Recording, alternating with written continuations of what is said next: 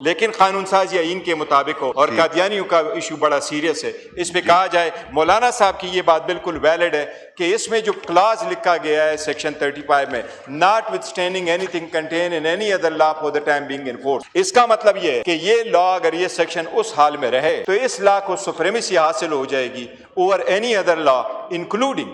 یہ جناب منسٹر صاحب نے ضرور فرمایا کہ اس میں ہم نے یہ ذکر نہیں کیا کہ notwithstanding any judgment of the supreme court, لیکن جناب اسپیکر جب سبسیکوینٹ لیجسلیشن آ جاتی ہے اور جس میں اس قسم کا کلاس ہو پھر یہ لا پریویل کرے گا دین کی سپریم کورٹ کی ججمنٹس پریویل کرے گی.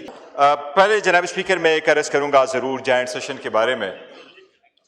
ورلڈ اوور تو یہی ہوتا ہے کہ جب جوائنٹ سیشن آ جاتا ہے تو لوگ بڑی امید کے ساتھ سنتے ہیں. 2-4 دن پہلے اس کی بڑی ڈسکشن ہوتی ہے کہ جوائنٹ سیشن میں کس قسم کی قانون سازی آ رہی ہے. ہمارے ہاں یہ ہے کہ آئین 2 قسم کی قانون سازی کی یہاں اجازت دیتا ہے جوائنٹ سیشن میں. ایک وہ جو آرٹیکل 70 اس کو کور کرتا ہو جناب اسپیکر، اور دوسرا وہ جو آرٹیکل 75 کور کرتا ہو. آرٹیکل 73 وہ چیزوں کو کور کرتا ہے کہ اگر ایک ایوان سے ایک لا پاس ہو جائے اور دوسرا ایوان اس کو 90 ڈیز میں پاس نہ کرے تو وہ جوائنٹ سیشن میں جاتا ہے. آرٹیکل 70 یہ بھی کہتا ہے کہ اگر ایک ایوان دوسرے میں جا کے امینڈمنٹ پاس کر دے تو اس کے ریکویسٹ سے وہ بھی جوائنٹ سیشن میں جائے گا.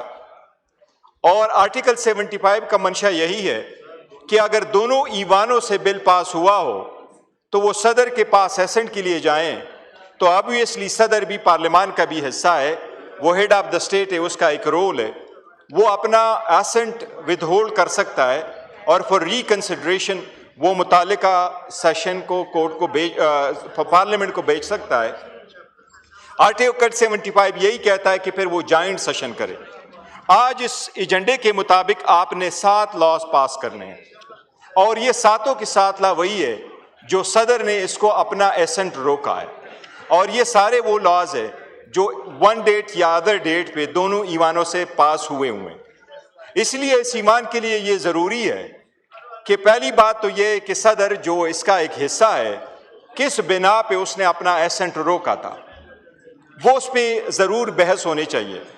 جناب اسپیکر اس میں 3 لاز ایسی ہیں کہ شاید وہ تو پرانی ہیں 2023 کو، لیکن باقی لاز ایسی ہیں وہ سارے 2024 اور 25 کی ہے. جو مائنارٹی سے ریلیٹڈ لا ہے ہم چاہتے ہیں کہ ایسی قانون سازی ہو. مائنارٹیز والے بھی ہمارے بھائی ہیں کہ ان کی پروٹیکشن ایسا ہو جس طرح ہمارا ہو. دنیا میں کوئی کنسیپٹ مائنارٹی کا لفظ آئین نے کہیں بھی نہیں لکھا ہے، مسلم اور نان مسلم کا رکھا ہے، وہ ایکول ہمارے سٹیزن ہیں، ان کے ہر حال میں رائٹس پروٹیکٹ ہونے چاہیے. لیکن اسلام کے خلاف کوئی قانون سازی نہیں ہو سکتی. آرٹیکل 8 بڑا کلیئر ہے ان کا.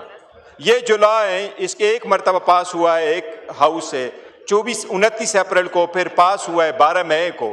جناب اسپیکر یہ پہلے بھی ایک بڑا کنسرن رہا تھا جس میں ہم نے کمیٹی میں بات کی تھی، قادیانیوں والا ریلیشن.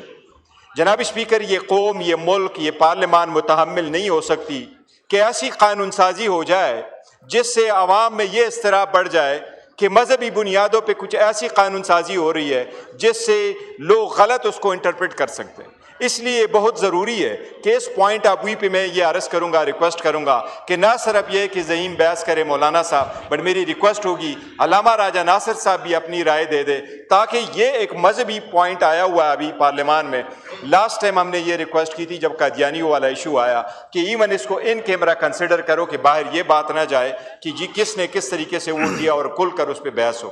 تو مائنارٹیز کی رائٹ ہر صورت پروٹیکٹ ہو لیکن قانون سازی ان کے مطابق ہو. اور قادیانیوں کا ایشو بڑا سیریس ہے. اس پہ کہا جائے مولانا صاحب کی یہ بات بالکل ویلڈ ہے کہ اس میں جو کلاز لکھا گیا ہے سیکشن 35 میں notwithstanding anything contain in any other law for the time being enforce, اس کا مطلب یہ ہے کہ یہ لا اگر یہ سیکشن اس حال میں رہے تو اس لا کو سپریمیسی حاصل ہو جائے گی اوور اینی ادر لا انکلوڈنگ.